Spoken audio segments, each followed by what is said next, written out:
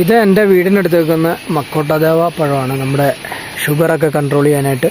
ഇതൊക്കെ പഴുത്ത് കഴിയുമ്പോൾ നമ്മൾ മാങ്ങയൊക്കെ അരിയുന്നത് ചെറുതായിട്ട് ഉപ്പിലിടാൻ ഇടുന്നില്ലേ, അതുപോലെ ചെറുതായിട്ട് അരിഞ്ഞ് ഉപ്പിലിട്ട് ഉണങ്ങി വെക്കുന്ന പോലെ. മാങ്ങയുടെ കേസാണ് പറഞ്ഞത്. അപ്പോൾ ഈ മക്കോട്ടദേവ അതുപോലെ അരിഞ്ഞ് കുരുകുര അരിഞ്ഞിട്ട് നമ്മൾ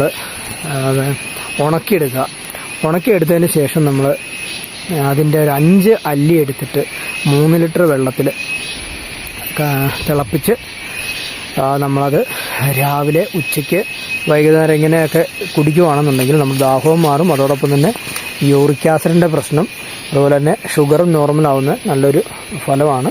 അപ്പോൾ എനിക്ക് ഒരു നഴ്സറിയിൽ നിന്ന് ഇതിൻ്റെ തൈ കിട്ടിയതാണ് നേരത്തെ. അപ്പോൾ ഞാൻ വീട്ടിൽ കൊണ്ട് നട്ട് ഇപ്പോൾ 2-3 വിളവെടുത്തു. ഇപ്പോൾ ഈ കാറ്റൊക്കെ പിടിച്ച് ഇങ്ങനെ നിൽക്കുന്നത് ഉണ്ട്. എപ്പോഴും പഴങ്ങളായിട്ടുണ്ട്. അപ്പോൾ രാസവളങ്ങളോ യാതൊന്നും ഇതിനകത്തേക്ക് തട്ടാറില്ല. അതുകൊണ്ടാണ് കായ്ക്കത്ര വലിപ്പം കുറവ്. നമുക്ക് വേണ്ടതും അത് തന്നെയാണ്.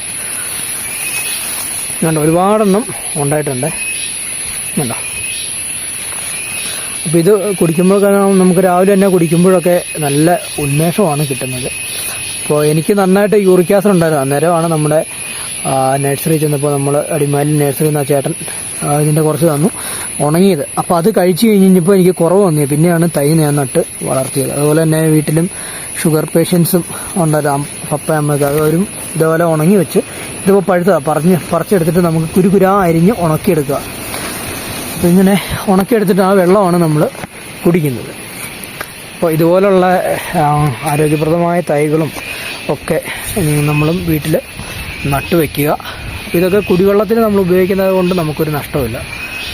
അപ്പോൾ ഇത് ഉണങ്ങി വിറ്റാൽ വേണ്ട 750 തൊട്ട് 1000 രൂപ വരെ കിലോയ്ക്ക് കിട്ടും. കാരണം അതുപോലെ ക്വാണ്ടിറ്റി ഉണ്ട്. അപ്പോൾ അത്ര ഔഷധഗുണമുള്ളൊരു സസ്യം കൂടിയാണ് ഈ ഒരു മക്കോട്ടദേവ എന്ന് പറഞ്ഞ ഈ ഫലം. ഇതിൻ്റെ വിത്ത് നമുക്ക് കഴിക്കാൻ കൊള്ളില്ല. ഇതിൻ്റെ തൊലിയാണ് നമ്മൾ അരിഞ്ഞ് എടുക്കുന്നത്. അപ്പോൾ കുരു വിഷമാണ്. അപ്പോൾ അത് നമുക്ക് നട്ട് അടുത്തൊരു തൈ ഉൽപ്പാദിപ്പിച്ചെടുക്കാനേ കൊള്ളത്തുള്ളൂ. അപ്പം തീർച്ചയായിട്ടും നിങ്ങൾക്ക് ഈ ഒരു ചെറിയൊരു ഷോർട്ട് വീഡിയോ ഉപകാരപ്രദമായെന്ന് വിചാരിക്കുന്നു.